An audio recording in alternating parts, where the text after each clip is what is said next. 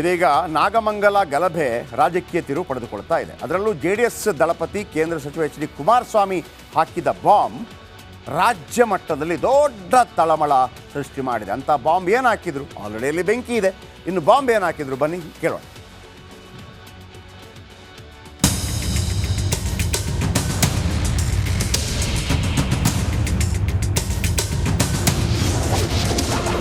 Nagamangala ಗಲಭೆಗೂ CM ಕುರ್ಚಿಗೂ ನಂಟು. ಕಾಂಗ್ರೆಸ್ ನಾಯಕರಿಂದಲೇ ಗಲಭೆಗೆ ಸಿಕ್ತ ಕುಮ್ಮಕ್ಕು. ಕೇಂದ್ರ ಸಚಿವ HD ಕುಮಾರಸ್ವಾಮಿ ಹೊಸ ಬಾಂಬ್.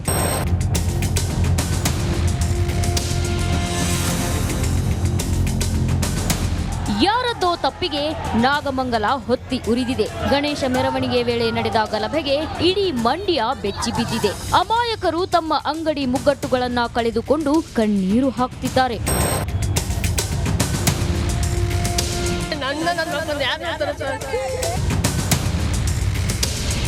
ನನ್ಗೆ ಯಾರು ಸರ್ ಹಿಂದೆ ಮುಂದೆ ದಿಕ್ಕು.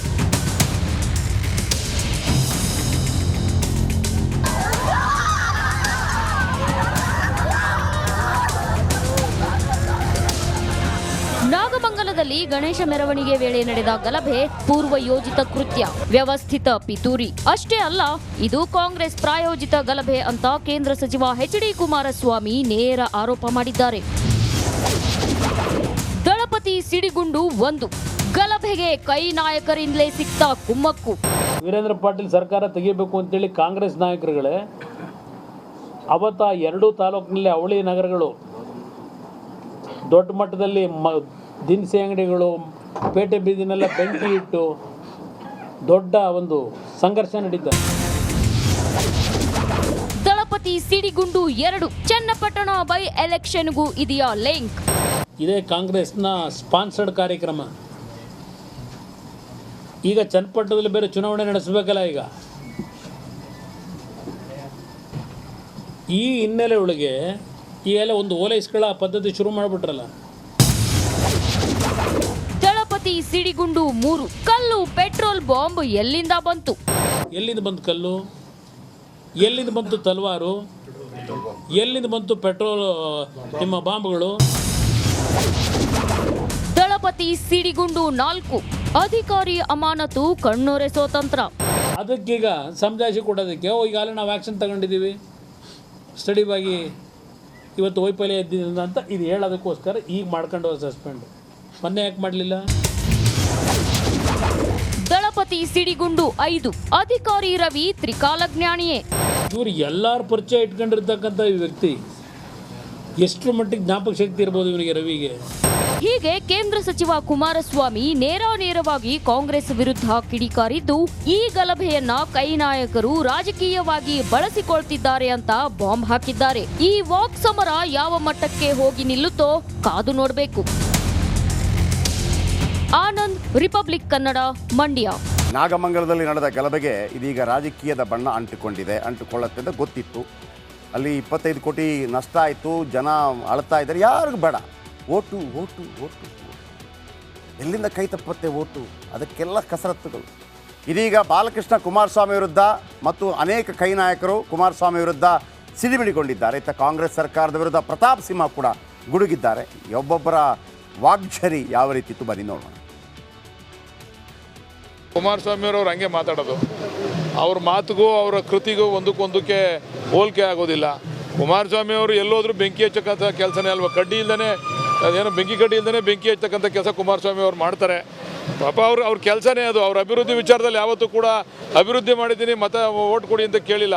ಇವೆಲ್ಲವನ್ನು ಬಿಟ್ಟು ನಾನೇನಾದರೂ MP ಆದರೆ ಮೇಕೆದಾಟನ್ನು 24 ಗಂಟೆ ಒಳಗಡೆ ಮೋದಿ ಕರ್ಕೊಂಬಂದು ಅದಕ್ಕೆ ಹಣ ಬಿಡುಗಡೆ ಮಾಡಿ ಉದ್ಘಾಟನೆ ಮಾಡ್ತೀವಿ ಅಂತ ಹೇಳೋರಲ್ಲ, ಅದನ್ನು ಮಾಡಿ ಕೇಳಿ ಮೊದಲು. ಇವೆಲ್ಲ ಬೆಂಕಿ ಹಚ್ಚೋ ಕೆಲಸ ಬಿಡೋ ಕೇಳಿ ಅವ್ರಿಗೆ. ಇವ್ರನ್ನೇ ತನಿಖಾಧಿಕಾರಿಗಳಾಗಿ ಮಾಡಬೇಕು ಅಂತೇಳಿ ನಾನು ಸನ್ಮಾನ್ಯ ಮುಖ್ಯಮಂತ್ರಿಗಳು ಇವತ್ತು ಮನವಿ ಮಾಡ್ತೀನಿ. ಕುಮಾರಸ್ವಾಮಿರವ್ರೇ ತನಿಖಾಧಿಕಾರಿಗಳಾದರೆ ಬಹುಶಃ ಯಾರ್ಯಾರು ಏನೇನು ಮಾಡೋರು ಅಂತ ಅವರೇ ವರದಿ ಕೊಡಲಿ, ಆಮೇಲೆ ಅವ್ರು ಹೇಳ್ದಂಗೆ ಮಾಡ್ತೀವಿ. ನೋಡಿ, ಇವತ್ತು ಪತ್ರಿಕಾಗೋಷ್ಠಿ ನಡೆಸಿ ಕುಮಾರಸ್ವಾಮಿ ಕೆಲವು ಪ್ರಶ್ನೆಗಳನ್ನು ಕೇಳಿದರು. ಅದರ ಜೊತೆಗೆ ನನಗೆ 2 ಪ್ರಶ್ನೆಗಳಿದೆ ಭಾಳ ಮುಖ್ಯವಾಗಿ. ಒಂದು, ಕೆಲವರು ಹೇಳ್ತಾ ಇದ್ರು, ಮಸೀದಿ ಮುಂದಿಂದ ಹೆಂಗೆ ಹೋಗುತ್ತೆ ಅಂತೇಳಿ. ಯಾಕೆ ಹೋಗಬಾರ್ದು? ನನ್ನ ಪ್ರಶ್ನೆ, ಯಾಕೆ ಹೋಗಬಾರ್ದು? ಮಸೀದಿ ಮುಂದಿಂದಲೂ ಹೋಗ್ಬೋದು, ದೇವಸ್ಥಾನದ ಮುಂದಿಂದಲೂ ಹೋಗ್ಬೋದು. ಅದು ವೈಯಕ್ತಿಕ ಜಾಗ ಆಗಿದ್ದರೆ ಮಾತ್ರ ಅವಕಾಶ ಇಲ್ಲ, ಸಾರ್ವಜನಿಕ ಆಗಿದ್ದರೆ ಹೋಗ್ಬೋದು. ಆದರೆ 2 ಪ್ರಶ್ನೆ. ಒಂದು, ಅಲ್ಲಿಯ ಇನ್ಸ್ಪೆಕ್ಟರ್ ಮತ್ತು DYSP ದೇವಸ್ಥಾನದ ಮುಂದೆ ಅಥವಾ ಆ ಮಸೀದಿ ಮುಂದೆ ಯಾಕಿರಲಿಲ್ಲ ಪ್ರೊಸೆಷನ್ ಹೋಗುವಾಗ? ಅದನ್ನು ಇವರು ಕೂಡ ಕೇಳಿದ್ದಾರೆ. ಇದ್ದಾರೆ ಅಂತ FIR ಅಲ್ಲಿ ಇತ್ತಂತೆ. ಕುಮಾರಸ್ವಾಮಿ ಹೇಳ್ತಾರೆ ಇಲ್ಲ ಅಂಥೇಳಿ. ಇರಲಿ ಇಲ್ಲದೆ ಇರಲಿ ವಿಚಾರ ಬೇರೆ. ಅಲ್ಲಿ ಅಷ್ಟು ಸುದೀರ್ಘ ಟೈಮ ಯಾಕೆ ಕೊಟ್ಟರು? ಈಗ ಒಂದು ಪ್ರೊಸೆಷನ್ ಹೋಗ್ತಾ ಇದೆ, ಒಂದು ಕಡೆ ಏನಾದರೂ ಹಣ್ಣು ಕಾಯಿ ಮಂಗಳಾರತಿದ್ದಾಗ ನಿಲ್ಲತ್ತೆ, ಮತ್ತೊಂದು ಹೋಗುತ್ತೆ. ಸಾಧಾರಣವಾಗಿ ಹೇಗಿರುತ್ತೆ ಕೋಮು ಸೂಕ್ಷ್ಮ ಪ್ರದೇಶ ಅಂತಂದರೆ, ಮಸೀದಿ ಸಿಕ್ಕಿದಾಗ ಸೌಂಡ್ ಜೋರಾಗೋದು ಅಥವಾ ದೇವಸ್ಥಾನ ಸಿಕ್ಕಿದಾಗ ಸೌಂಡ್ ಜೋರಾಗೋದು ವಯಸ್ಸ ವರ್ಷ ಇದ್ದೇ ಇರುತ್ತೆ. ಆಗ ಯಾರು ಅಲರ್ಟ್ ಆಗಬೇಕು? ಪೊಲೀಸ್ ಡಿಪಾರ್ಟ್ಮೆಂಟ್ ಅಲರ್ಟ್ ಆಗಬೇಕು. ಯಾರು ಆ ಪ್ರೊಸೆಷನ್ನ ಮುಖ್ಯಸ್ಥರಾಗಿರ್ತಾರೆ ಅವರನ್ನು ಕರೆದು ಕೇಳಬೇಕು. ನಾಳಿದ್ದು ಈಗ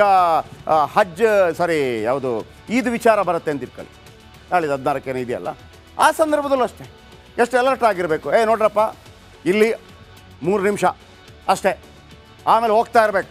ಯಾರು ಅವನ ಕರಿಯವನ್ನ ಇಲ್ಲಿ ಕಿರಿಕಿರಿ ಜಾಸ್ತಿ ಮಾಡಬಾರ್ದು. ಆ ಗಟ್ಟಿತನ ತೋರಿಸ್ಬೇಕು. ನಾಡಿದ್ದು ಈ ಸಂದರ್ಭದಲ್ಲೂ ಅಷ್ಟೇ, ನೋಡ್ರಪ್ಪ ನಿಮ್ದು ಏನಿದ್ರು ಕೂಡ ಇಷ್ಟು ಮಾಡಿ ಹೋಗ್ತಾ ಇರಬೇಕು. ಇಲ್ಲ ಅಂತಂದರೆ ನಾನು ಗನ್ನು ಇದೆ, ಮತ್ತೊಂದಿದೆ, ಎಲ್ಲವೂ ಅಲ್ವಾ? ಇಷ್ಟು ಧೈರ್ಯ ಹೇಳಕ್ಕೆ ಏನಾಗಿದೆ? ಈಗ ಕುಮಾರಸ್ವಾಮಿ ಅವರು ಕಾಂಗ್ರೆಸ್ ವಿರುದ್ಧ ಸಾಲು ಪ್ರಶ್ನೆಗಳನ್ನು ಹಾಕ್ತಾ ಇದ್ದಾರೆ. ಗಣೇಶ ಮೆರವಣಿಗೆಗೆ ಅನುಮತಿ ಕೊಟ್ಟಿದ್ದೆ ಕೈ ಸರ್ಕಾರ ಅಂತಲ್ಲ, ಯಾವುದೇ ಸರ್ಕಾರ ಇದ್ದರೂ ಕೂಡ ಗಣೇಶ ಮೆರವಣಿಗೆಗೆ ಅನುಮತಿ ಕೊಡೋದ್ರಲ್ಲಿ ತಪ್ಪೇನು? ಕೊಡಬೇಕು.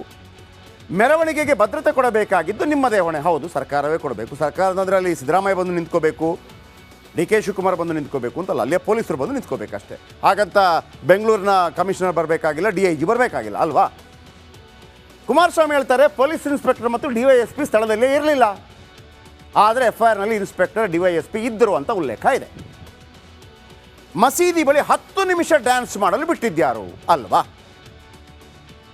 ಯಾಕೆ ಬಿಡಬೇಕು? ಈಗ ನಿರಂತರವಾಗಿ ಡ್ಯಾನ್ಸ್ ಮಾಡ್ಕೊಂಡು ಬರ್ತಾ ಇದ್ದರೆ ಓಕೆ ಫೈನ್, ಹೋಗ್ತಾ ಇದೆ.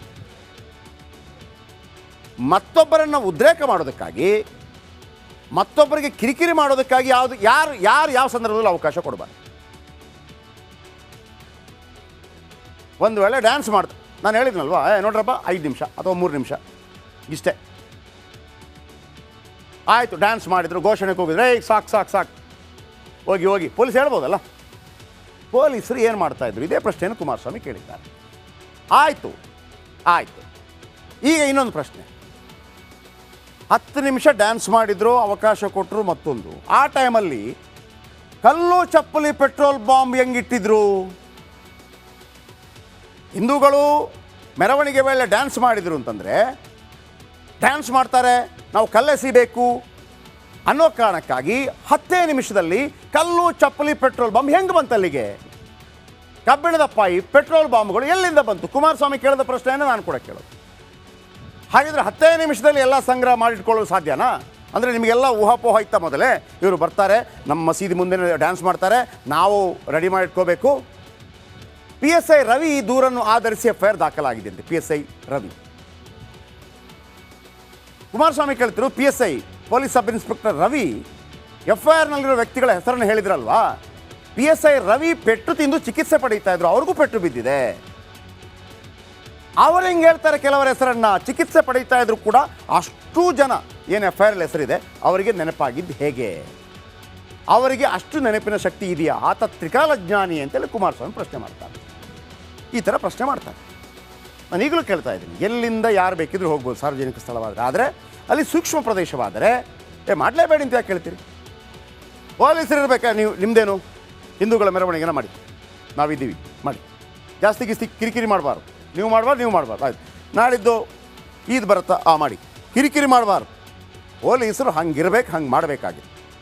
ಎನಿಹಾವ್ ರಾಜಕೀಯ ಪಾಪ ಅವರನ್ನು ಅಲ್ಲಿ ಮನೆ ಮಠ ಕಳ್ಕೊಂಡವ್ರು ನೋಡಿದಾಗ ದುಃಖ ಆಗುತ್ತೆ.